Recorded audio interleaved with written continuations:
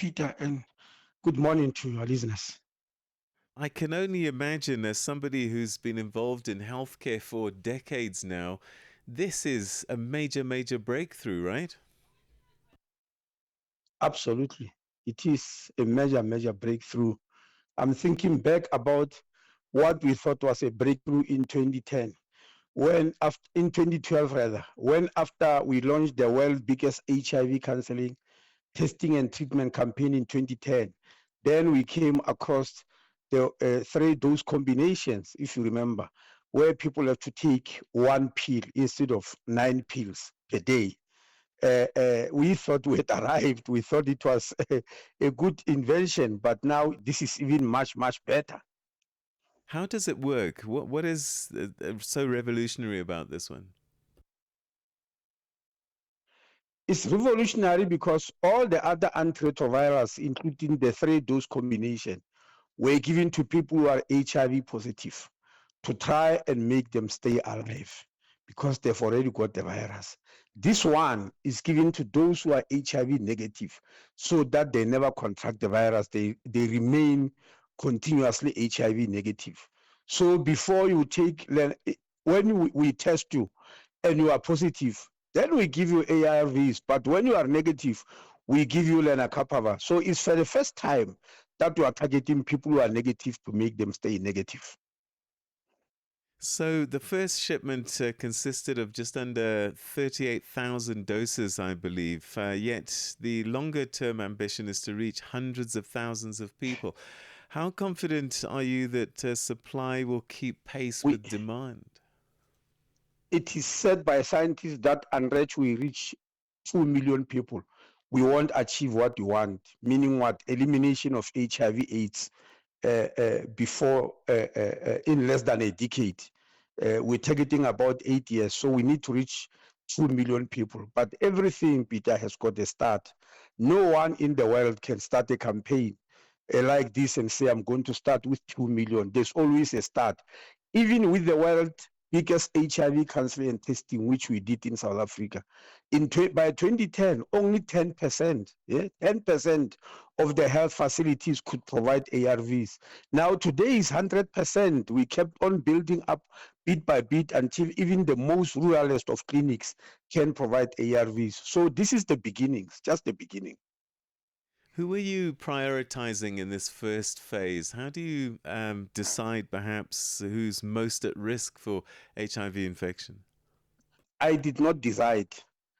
The decision was taken by a round table, which consists of SANAC, South African National AIDS Council, which, as you know, consists of 18 sectors. It consists of the government, civil society, scientists, researchers, partners, youth, women's group, labor. They came together uh, uh, last year in what we call roundtable, joined by development partners, including World Health Organization, UNAIDS, UNITAID. All those came together and say, in order to break the back of HIV and AIDS, who must be prioritized? And four groups were identified in that meeting. Firstly and foremost is adolescent girls and young women up to the age of 24 years. That is the first group we prioritize. Then pregnant and lactating women. That means women who are pregnant and those who are already breastfeeding their babies, who have delivered and are breastfeeding their babies in order to protect their babies. Then third, female sex workers. And lastly, men having sex with men, intravenous drug users and what you call intravenous drug users and uh, uh, by gender people. Those are the groups that we have targeted. You know, One of the biggest challenges has been adherence, especially with HIV prevention and TB, as you know. People forget to take their pills or perhaps stop taking them altogether. I guess that this twice yearly injection will significantly improve things like adherence. exactly, exactly. We call it compliance. Actually, ever since I studied medicine, Peter, we were taught that when you put a person on a treatment that is known to be working and is not working on this person, Before you start investigating scientifically why it's not working, you start with compliance. Is the person complying? Because that's the biggest problem in medicine.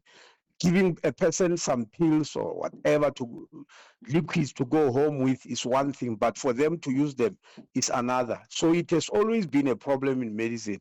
That's why even when people were taking 3 tablets 3 times a day, totally 9, we got very excited.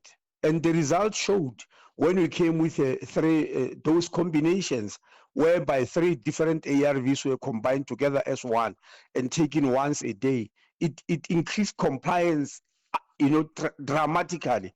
So even this one, we believe compliance, because it's replacing the oral, what you call the oral doses which were taken, you have to take every day. Here is only 2 times a year.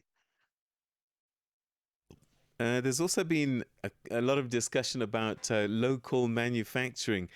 Can you update us maybe about government's efforts to secure local production of Lenacapavir in the future?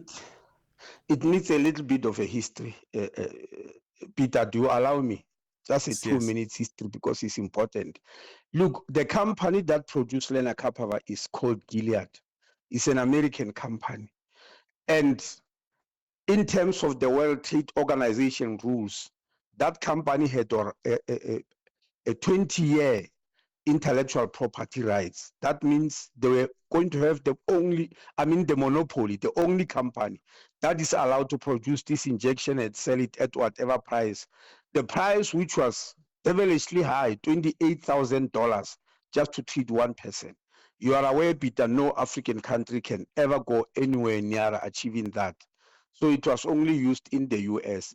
So the most scientists, the world organizations, philanthropists went to Gilead and told them that the world doesn't have 20 years to wait. And at any rate, coming with an innovation which most people who need it cannot access, it doesn't make sense. That we have got this thing that is life saving sitting there, nobody can access it. So you need to do something about it. Gilead then agreed to give what you call voluntary licenses, meaning no 20 years waiting. A company which has got capacity can start manufacturing a generic at the fraction of the price. So 6 companies were given these voluntary licenses, 4 in India, 1 Pakistan, and here on the African continent, it was given to Egypt. But then we argued, Peter, that the biggest consumer of this is going to be South Africa. How we know that is because 25% of all the ARVs that are consumed in the whole world are consumed in South Africa. The same is going to be with Lenacapavir. So we said, how come South Africa doesn't get a voluntary license?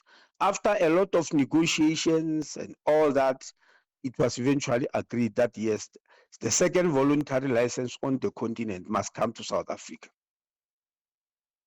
That's very, very exciting for us, certainly going forward. So I guess really it's there's people listening now, and they're probably wondering, where do I go and how do I know if I qualify? What do people do if they want to receive this life-saving injection? Firstly, you qualify if you are HIV negative and you are sexually active. You qualify. The 4 groups I've mentioned are just priorities, Peter. It does not mean that if Peter arrives and say, look, I want to test, and after being negative, say, I want to remain negative, I want Lenacapavir. It doesn't mean we're going to send you away and say, go away. We are just saying we very much prefer these 4 groups, because if we can achieve the 4 groups, we'll have broken the back of HIV and AIDS. So I could simply say everybody qualifies, but we are giving priority to these 4 groups. That's number one. Number two, as a beginning, we have delivered Lenacapavir, which you'll find even today when you go there, in 360 clinics in high burden countries in only 6 provinces. There are 3 provinces which will be included only in the second phase. So it's not all the provinces that are on the list at the moment. Minister, we're going to have to leave it there, but thank you so, so much indeed for this great news. And let's hope that we can reach that critical mass in terms of numbers and capacity in the near future. Thanks so much indeed for your time. Thank you very much, Peter. Thank you. That was South Africa's Minister of Health, Dr. Aaron Motsoaledi, speaking to us about Lenacapavir, which is a new injectable anti-HIV drug injection that people can receive, and it's being seen as a massive game changer. We'll keep on top of that story for you. It's 7:30 Central Africa time, which means it's